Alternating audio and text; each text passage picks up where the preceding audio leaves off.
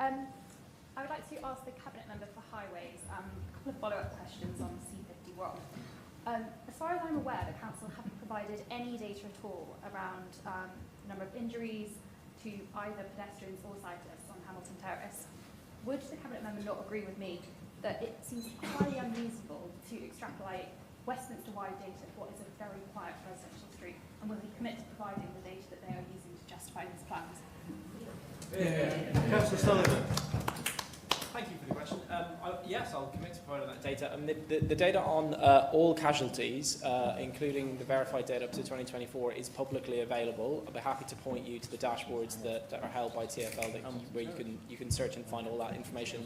Right now, you can, yes, specifically for Hamilton Terrace, you can zoom in at any level you want and find out that information. But I'd be happy to furnish it with you to you as well.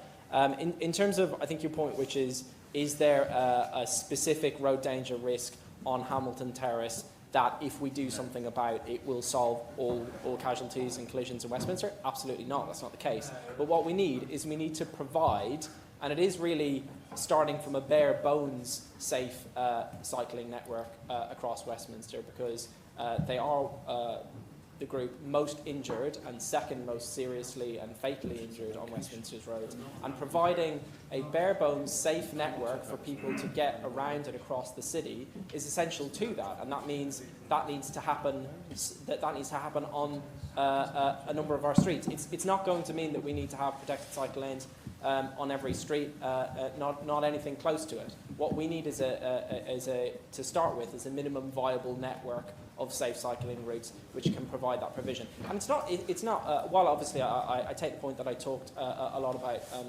serious injuries and casualties, I'm prevented at the moment from taking trips that I would like to take by bike, and I've spoken to many people for whom that is the case. There are oh well, you might sigh now, but when we ask Westminster children what they say, many of them would like to be able to walk and cycle to school and cannot because their parents don't feel that they can let them.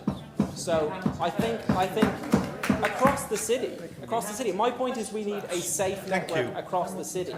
And if we provide that safe network, there are many trips that people will be able to take that they're not currently able to take. It's about giving people more choice in their access to transport, and giving that choice to everyone of all abilities.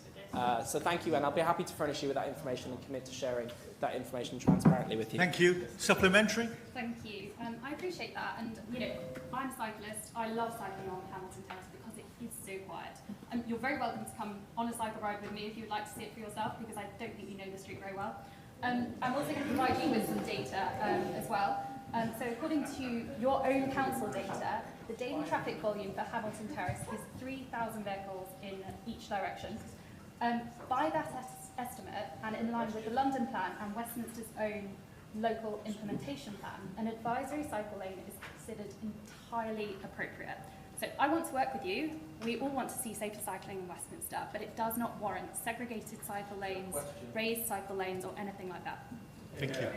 Mr. Sullivan. Thank you. Obviously, I can't claim to live on Hamilton Terrace. I do take umbrage at the idea that I don't know the street, of course, but let me read you the words of an email I received today, completely unsolicited views. I have lived, I'm not going to name this person because I don't know if they want to be named, but I'll be happy to share it with, actually, many of you actually have this email because you were copied on it earlier. Who am I? I lived for 27 years, I have lived for 27 years in Hamilton Terrace and Abercorn Place, and I'm a Westminster taxpayer and voter. I'm a foremost pedestrian user of common transport. I've also been a cyclist for the last 25 years. I'm also a car owner that is parked on the street. I'm not a member of a cycle pressure group. I do not appreciate the tactics by the petition supporters, especially the fake parking ticket on our car windscreen.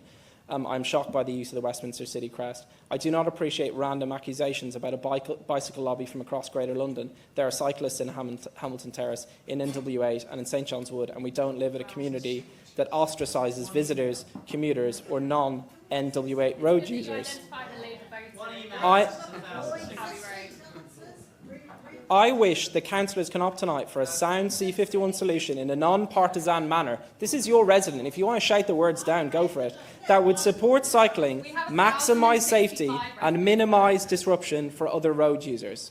So those are the words of someone who knows Hamilton Terrace very well, who's lived there for 27 years. I don't doubt that people will disagree on how we get this. But what I challenge you to say is, if you believe in safe cycling, and I appreciate that you feel confident cycling, but many people of different abilities, including families and people with children, won't be able to use the network as it is. So my question to you is, where are these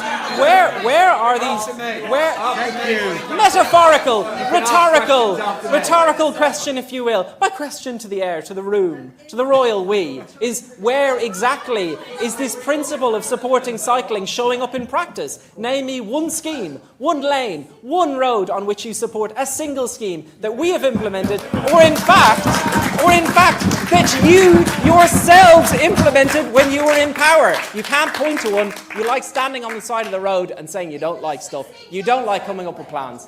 Thank you. Councillor Iman left.